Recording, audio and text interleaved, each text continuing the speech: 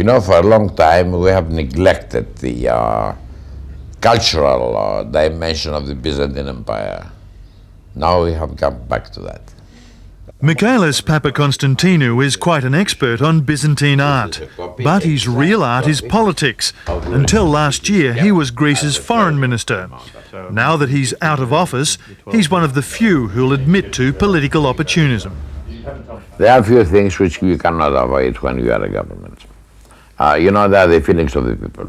Sometimes the politicians are to blame because they raise those feelings, and then they cannot control them.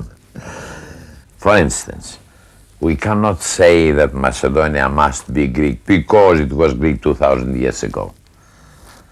That's out of question. The former foreign minister may talk of compromise now, but when in office he had to push the hard line on the Macedonia issue, a hard line that has encouraged the radical elements in Greek society.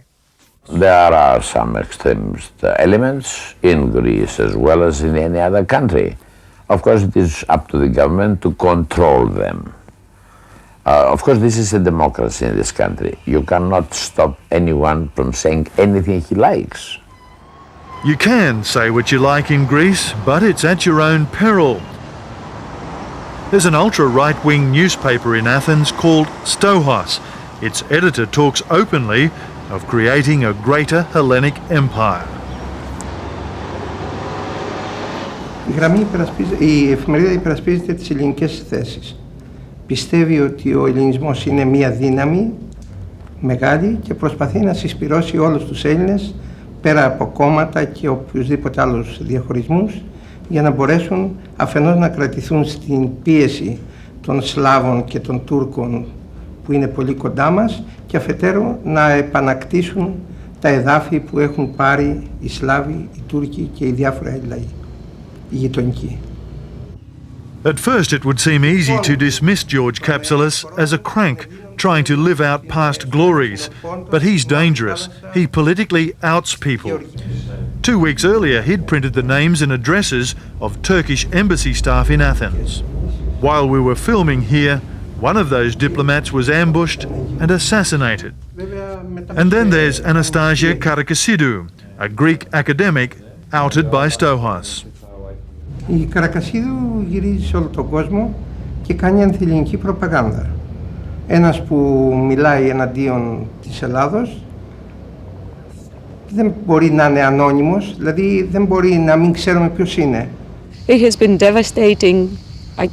I don't want to describe, home incidents where I cannot sleep at night or I go paranoid when I see a car outside my house. While pregnant with this child, Anastasia Karakassidou was terrorised after Stohos published her address and car licence plate. The result was a graphic promise of execution, penned in the name of nationalism.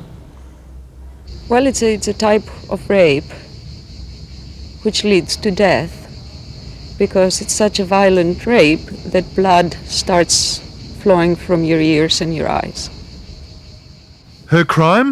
A private thesis for an American university on the existence of a Slavic-speaking community in Greek Macedonia.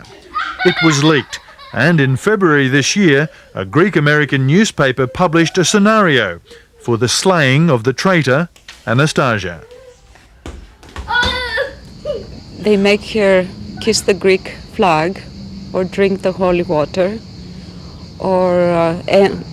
and drink the holy water and swallow her papers, the papers she's writing. And then finally with a stick that is painted blue and white, the colors of the Greek flag, they give her the final blow into her heart and they're done with the traitor. That's how they describe it. It's a problem of language. We speak different languages. We speak a language that is in a way charged with all the traumas of our history. It's very emotional. There's fear underneath. There's a suspicion that people want to do something evil to Greece. Nikos Dimou is one of Greece's most prominent authors and commentators, best known perhaps for his book, The Misfortune of Being Greek. And the West speaks a very cool and rational language, and they say, what's the matter, for example? Why are you threatened by Macedonia? There are just 2 million people and so on. Logically, the West is right. There's no such rationale in Salonika. The capital of the Greek province, also called Macedonia, wears its heart and history on its sleeve. Everywhere, the Star of Vagina, symbol of ancient Macedonia, found on Greek soil. This, say Greeks, gives them exclusive use of the name. Macedonian kings Philip and Alexander, they say, are a part of the history and heritage their new neighbour is now trying to steal.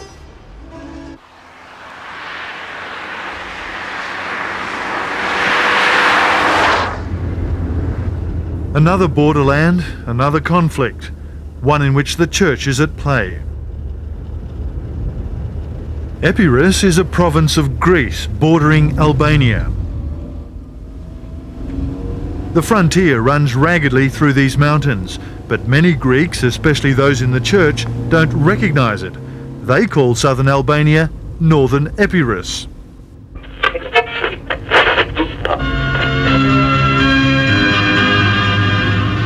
Ράδιο Δρυνούπολη, 89 FM. Μια φωνή ορθοδοξίας και ελληνισμού.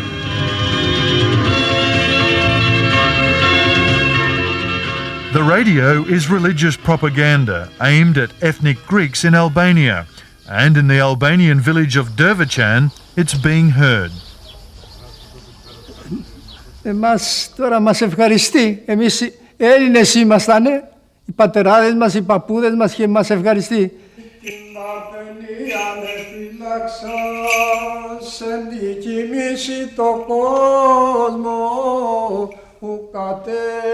Stalinist Albania banned Father Michaelis from practicing his faith for 24 years. His church was turned into a fertiliser shed. Communism may have collapsed, but the hardship and oppression linger on, he claims. Εδώ μειονοτικοί, μόνο τούτο εμείς θέλουμε τώρα. Τα δικαιώματά μας είναι που μας, το σχολείο, τη γλώσσα και τη θρησκεία μας. Δεν μας ενδιαφέρει τίποτα η άλλα.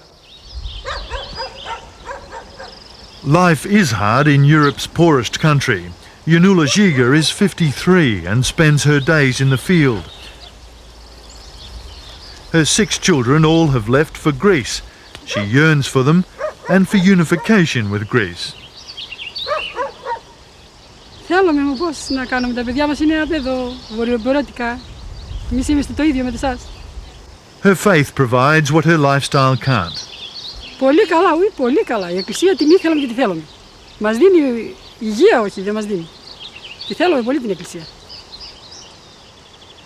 Μόλι πιο περισσότερο μόνο. Αυτή είναι η μάνα μας και γι' αυτό και εμείς καυχόμαστε ότι είμαστε Έλληνες. Και πρέπει να μας κοιτάξουν για αυτοί. Αυτοί να ενδιαφερθούν περισσότερο. And from across the border, the cry is heard. Την περιοχή αυτή την αισθανόμαστε και είναι δική μας. Είναι η Βόρειος Ήπειρος. Ο κάμπος αυτός ο ανοιχτός που βλέπετε, πριν κλειστούν τα σύνορα, ήταν κάμπος δικός μας, του χωριού εδώ. Father Apostolos' church is only a few metres from the Greek-Albanian border. He speaks openly of Greece liberating the Orthodox minority in Albania. Εμείς μέσα έχουμε συγγενείς. Η μητέρα μου συγκεκριμένα κατάγεται μέσα από το χωριό αυτό. Η γιαγιά μου κατάγεται μέσα στο χωριό αυτό.